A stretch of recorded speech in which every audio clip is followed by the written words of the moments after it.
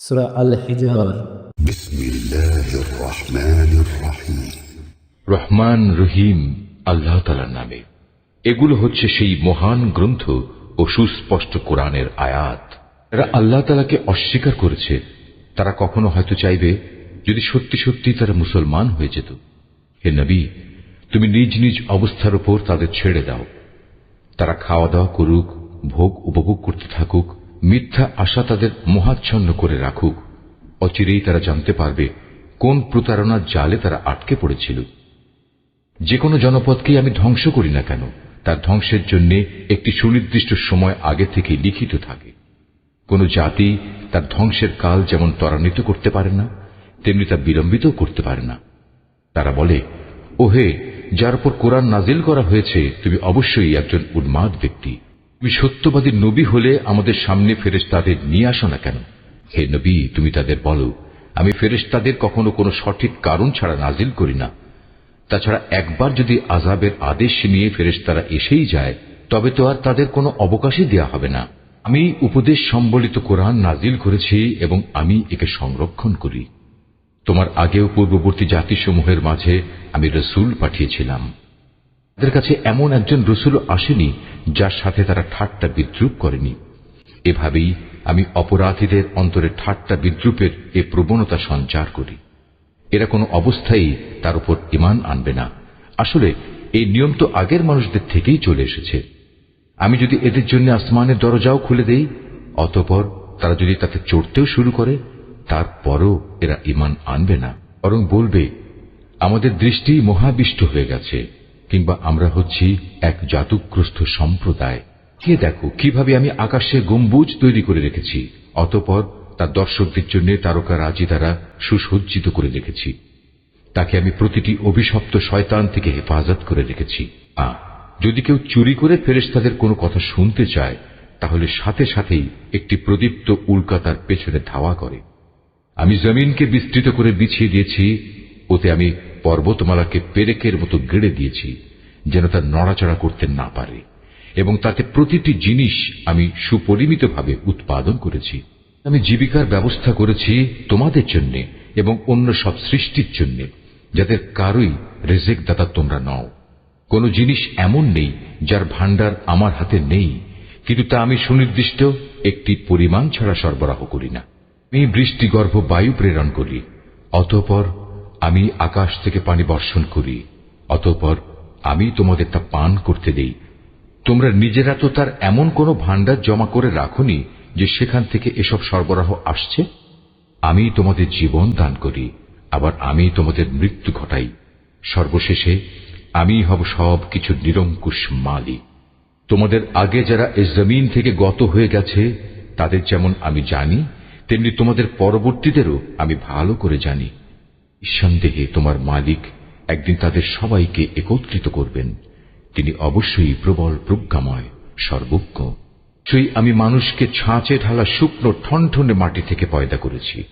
হ্যাঁ, জিন তাকে আমি আগেই আগুনের উত্তপ্ত শিখা থেকে সৃষ্টি করেছি। স্মরণ করো, যখন আমি ফেরেশতাদের বলেছিলাম আমি অচিরেই ছাঁচে ঢালা ঠনঠনে শুকনো মাটি থেকে মানুষ পয়দা করতে যাচ্ছি, অতঃপর যখন আমি তাকে পুরোপুরি সুঠাম করে নেব এবং আমার রূহ থেকে কিছু তাতে ফুঁকে দেব, তখন তোমরা সবাই তার সামনে সেজদা অবনত হয়ে যাবে। অতঃপর আল্লাহর আদেশে ফেরেশতারা সবাই সেজদা করল, একমাত্র ইবলিস ছাড়া। সে সেজদাকারীদের দলভুক্ত হতে অস্বীকার করল। তারা বললেন, তোমার কি হলো, তুমি যে সেজদাকারীদের দলে শামিল হলে না? সে বলল, হে আল্লাহ, আমি কখনো এমন মানুষের জন্য সেজদা করতে পারি না যাকে তুমি ছাঁচে ঢালা শুকনো ঠনঠনে মাটি থেকে বানিয়েছ। আল্লাহ তাআলা বললেন, তাই যদি বলো তাহলে তুমি এক্ষুনি এখান থেকে বেরিয়ে যাও, কেননা আজ থেকে তুমি অভিশপ্ত। সব নিকাশের দিন পর্যন্ত তোমার উপর অভিশাপ। সে বলল, হে মালিক, তাহলে তুমি আমাকে সেদিন পর্যন্ত অবকাশ দাও যেদিন সবাইকে পুনরায় জীবিত করা হবে। আল্লাহ তাআলা বললেন, হ্যাঁ, যাও। যাদের এ অবকাশ দেয়া হয়েছে তুমিও তাদের অন্তর্ভুক্ত হলে। এ অবকাশ সুনির্দিষ্ট সময় আসার দিন পর্যন্ত। সে বলল, হে আমার মালিক, তুমি যেভাবে আজ আমাকে পথভ্রষ্ট করে দিলে, আমিও তোমার শপথ করে বলছি, আমি মানুষদের জন্য পৃথিবীতে তাদের গুনার কাজসমূহ শোভন করে তুলব এবং তাদের সবাইকে আমি পথভ্রষ্ট করে ছাড়ব। তবে তাদের মধ্যে যারা তোমার খাঁটি বান্দা তাদের কথা আলাদা। আল্লাহ তাআলা বললেন, পরীক্ষা নিরীক্ষার মাধ্যমে এটাই আমার কাছ পর্যন্ত পৌঁছানোর সহজ সরল পথ। হ্যাঁ, এই গোমরা মানুষদের মধ্যে যারা তোমার অনুসরণ করবে তারা ছাড়া আমার যারা খাঁটি বান্দা তাদের উপর তোমার কোনো আধিপত্য চলবে না। আর অবশ্যই জাহান্নাম হচ্ছে তাদের সবার প্রতিশ্রুত আশ্রয়। এতে থাকবে 7টি বিশালকায় দরজা। আবার এগুলোর প্রতিটি দরজা দিয়ে প্রবেশ করার জন্য থাকবে শয়তানের অনুসারীদের একটা নির্দিষ্ট অংশ। এর বিপরীত যারা আল্লাহ তাআলাকে ভয় করে তারা অবশ্যই সেদিন জান্নাত ও ঝর্ণাধারার বহুমুখী নেয়ামতে অবস্থান করবে। বলে তাদের অভিবাদন জানানো হবে, তোমরা শান্তি ও নিরাপত্তার সাথে সেখানে প্রবেশ করো। তাদের অন্তরে ঈর্ষা বিদ্বেষ যাই থাক না কেন আমি সেদিন তা দূর করে দেব।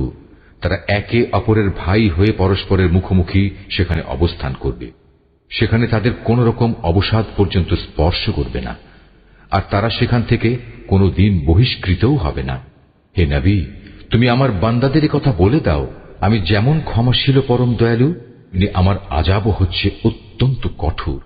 হে নবী, তুমি তাদের ইব্রাহিমের মেহমানদের কাহিনী শোনাও। যখন তারা তার কাছে হাজির হয়ে বলল, তোমার উপর সালাম, তখন সে তাদের ভাবভঙ্গি দেখে বলল, আমরা অবশ্যই তোমাদের ব্যাপারে শঙ্কিত।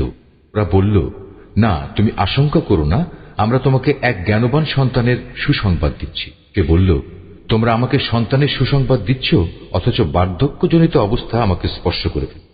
অতঃপর এ অবস্থায় তোমরা আমাকে কিসের সুসংবাদ শোনাচ্ছ? তারা বলল, হ্যাঁ, আমরা তোমাকে সঠিক সুসংবাদই দিচ্ছি, অতএব তুমি হতাশাগ্রস্তদের দলভুক্ত হও না। সে বলল, গোমরা ব্যক্তি ছাড়া আল্লাহর রহমত থেকে কে নিরাশ হতে পারে?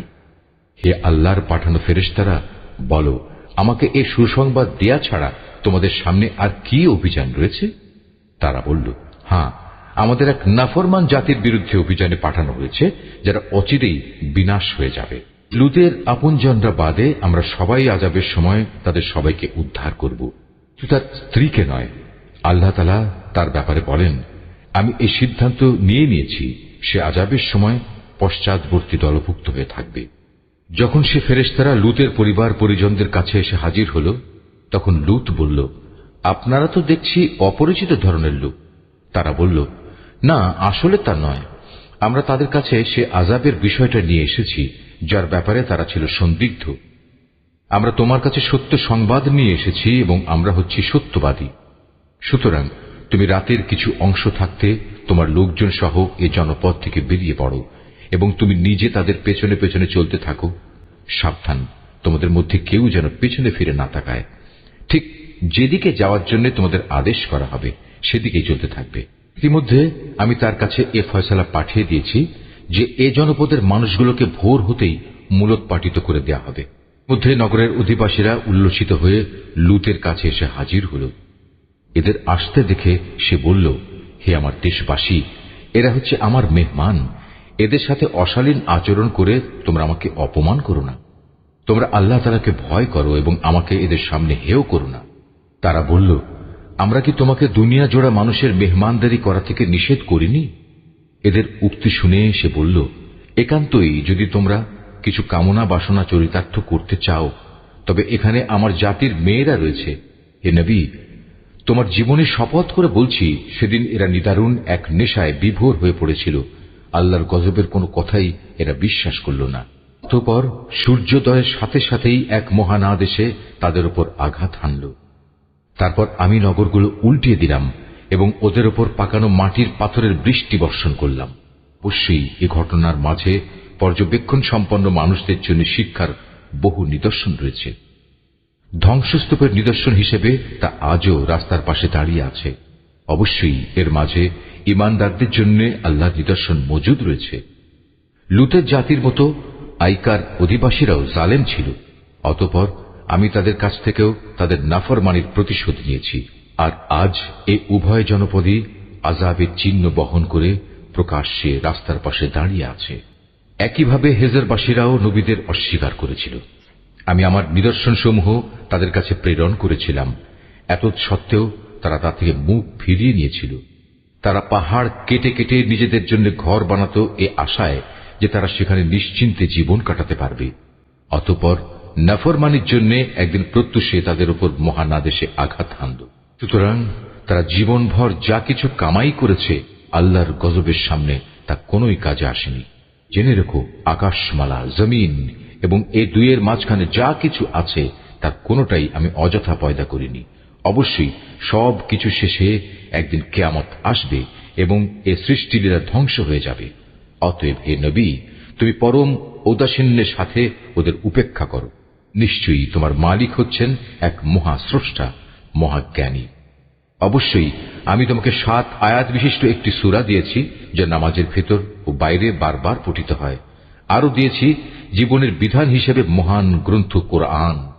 আমি এই কাফেরদের মাঝে কিছু লোককে ভোগ বিলাসের যে উপকরণ দিয়েছি তার প্রতি তুমি কখনো তোমার দুচোখ তুলে তাকাবে না। তাদের উপর তুমি কোনো ক্ষোভ করবে না।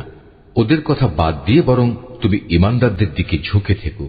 সবাইকে বলে দাও, আমি হচ্ছি জাহান্নামের সুস্পষ্ট সতর্ককারী মাত্র। যারা বিভিন্ন দলে বিভক্ত তাদের ওপরও আমি এভাবেই কিতাব নাজিল করেছিলাম। এরা হচ্ছে সেসব লোক যারা কোরআনকে টুকরো টুকরো করেছে। সুতরাং হে নবী, তোমার মালিকের শপথ, ওদের সবার কাছে আমি অবশ্যই প্রশ্ন করব সেসব বিষয়ে যা কিছু আচরণ তারা কোরআনের সাথে করত। অতএব তোমাকে যে আদেশ দেয়া হয়েছে তুমি খোলাখুলি জনসমক্ষে তা বলে দাও এবং এর পরেও যারা আল্লাহ তাআলার সাথে শরীক করে তাদের তুমি উপেক্ষা করো। এই বিদ্রুপকারী ব্যক্তিদের মোকাবেলায় আমি তোমার জন্য যথেষ্ট। যারা আল্লাহর সাথে অন্যকে মাবুদ বানিয়ে নিয়েছে তারা অচিরেই জানতে পারবে তারা কত গুমরাহিতে নিমজ্জিত ছিল। হে নবী, আমি একথা ভালো করেই জানি ওরা যা কিছু বলে তাতে তোমার অন্তর সংকুচিত হয়। অতএব তুমি তোমার মালিকের প্রশংসা দ্বারা তার পবিত্রতা ঘোষণা করো এবং তুমিও সাজদাকারীদের দলে শামিল হয়ে যাও। হে নবী, যতক্ষণ পর্যন্ত তোমার কাছে নিশ্চিত মৃত্যুজনিত ঘটনা না আসবে ততক্ষণ পর্যন্ত তুমি তোমার মালিকের ইবাদত করতে থাকো।